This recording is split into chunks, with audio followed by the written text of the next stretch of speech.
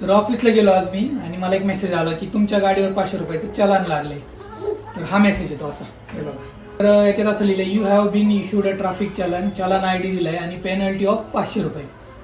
तर खाली लिंक दिली आहे, मी त्या लिंकवर गेलो. हे बघा जवळ लिंकवर गेलो आणि इथं आता हे पेज आले. तर आधी काय विचारतं, तुमचा गाडी नंबर टाका किंवा मोबाईल नंबर टाका. तर हा गाडी नंबर टाकला मी आणि पुढे दिलंय की अमाऊंट 500, स्टेटस पेंडिंग आहे आणि टाइप्स फाईन स्पीडिंग म्हटलं की मला थोडा डाऊट आला किंवा स्पीडिंगला मी तर कुठं काय फास्ट कार घेऊन गेलो नाही.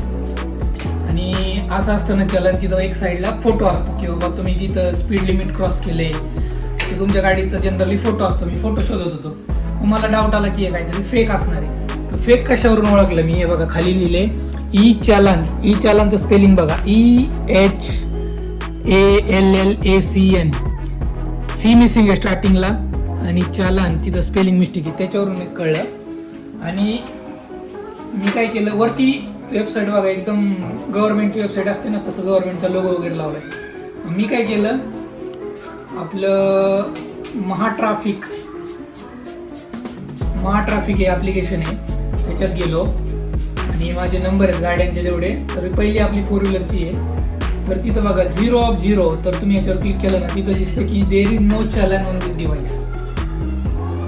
तर तिथं दिसतं तुम्हाला ॲक्च्युअल चलन आहे किंवा नाही. आणि इथं डेट पण दिली आहे की 7 जानेवारीला हे एक्सपायर होणार आहे. म्हणजे त्याच्या आधी तुम्हाला फोर्स करतात 2 दिवस आधी की भरा. कसे लोक आहे खरं. आणि इथं पे नावचं बटन पण दिलंय की तुम्ही लगेच पे पण करायला तुम्हाला ऑप्शन दिलाय. तर असंच करायचं की तिकडे जाऊन चेक करायचं, जेन्युइन ऍप्लिकेशन असतं त्याच्यावर कन्फर्म करायचं, देन ओनली पे. माझ्या पण लक्षात नाही आलं की बाबा हे. आणि पण तुम्हाला हे कसं कळलं की चलान आणि ते मेन म्हणजे हा मेसेज पर्सनल नंबरवरून आला. जर चलान असतं तर ते महाट्राफिक गव्हर्नमेंट कडून येतं. करेक्ट. नंतर मी तो नंबर चेक केला. मला डाऊट का आला, कारण तिथे फोटो नव्हता, गाडीचा फोटो असतो. त्यानंतर तुम्ही सगळं चेक केलं का? त्यानंतर मी चेक केलं. कारण इन जनरल तुम्ही कुठे गेलाय, हायवेचा म्हणजे बॅकग्राऊंड फोटो असतो की बाबा तुम्ही इथं स्पीडिंग क्रॉस केलंय किंवा ट्रॅफिक सिग्नल तोडलाय, तर त्याचा फोटो असतो. फोटो नव्हता.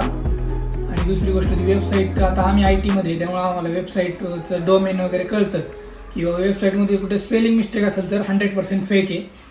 आणि दुसरी गोष्ट म्हणजे तो मेसेज कुठून आलाय, जसं मी सांगितलं पर्सनल नंबरवरून आलेला असतो मेसेज. हे जे तुम्ही नंबर देता ना इकडे तिकडे, तुम्हाला लकी ड्रॉ आहे मॉलच्या बाहेर किंवा कुठं काय, तर ही एक खबरदारी घ्यायची की असं सगळं चेक करायचं.